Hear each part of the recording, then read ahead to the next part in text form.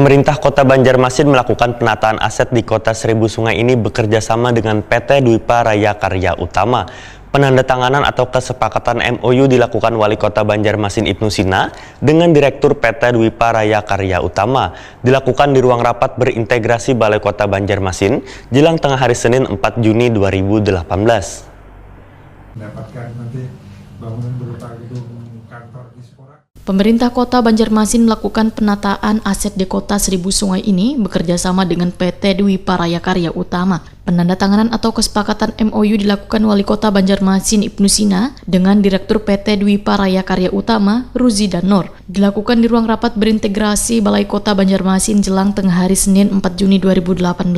Kegiatan tersebut disaksikan PLH Sekda Banjarmasin Hamdi, Kabak Humpro Setda Banjarmasin Yusna Irawan Wan ASN bagian pemerintahan Setda Banjarmasin. Wali Kota Banjarmasin Ibnu Sina Waitakoni Prima TV memadahakan bila adendum MOU beberapa kerjasama aset ini sudah melalui tahapan-tahapan atau proses yang sesuai wan prosedur. Bahkan MOU ini arahan dari Kejaksaan untuk menindaklanjuti mengenai kerjasama aset yang sudah dilakukan. Menurut daftar yang ada di Pemko Banjarmasin, ujar Ibnu Sina, ada sebanyak 19 buah aset. MOU ini membuktikan bila Pemko sudah bekerja untuk membenahi aset yang ada di Banjarmasin. Niat baik dari pihak ketiga untuk melakukan kerjasama membenahi aset di Banjarmasin ini, ujar Ibnu Sina, diharapkan bisa berjalan dengan baik. Salah satu yang dikerjasamakan adalah di lahan bekas rumah sakit ibu kandung di Jalan Ahmad Yani Pal 2 Banjarmasin.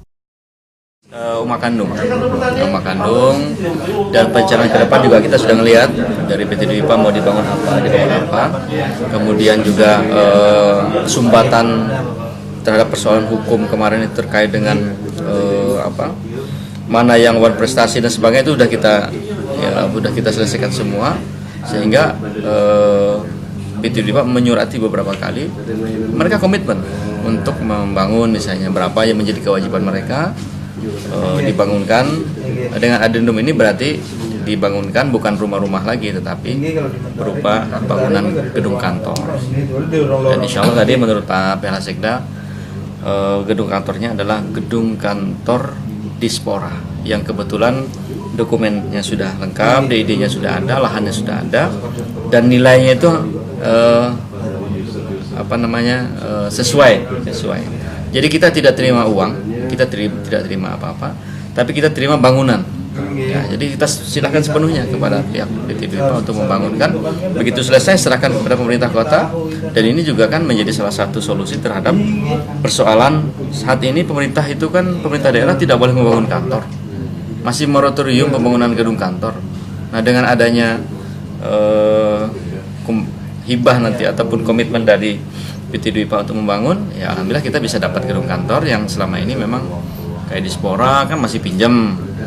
Dispora tuh masih pinjam punya PDAM loh, ya, sehingga dengan keberadaan gedung ini nanti mudah-mudahan tahun ini juga lah pengerjaannya, selesai, berarti akhir tahun kita bisa dapatkan gedung kantor untuk Dinas Pemuda Olahraga. Sementara itu, Direktur PT Dwipa Raya Karya Utama Ruzi dan Nur menyatakan pihaknya sudah menyiapkan seberataan yang berkaitan untuk membangun gedung di lahan bekas rumah sakit tersebut. Jika kesepakatan atau MOU sudah disetujui dan ditandatangani, maka tahap selanjutnya tinggal melakukan pembangunan. Kita laksanakan. Jadi sebenarnya tinggal melaksanakan, menunggu MOU-nya.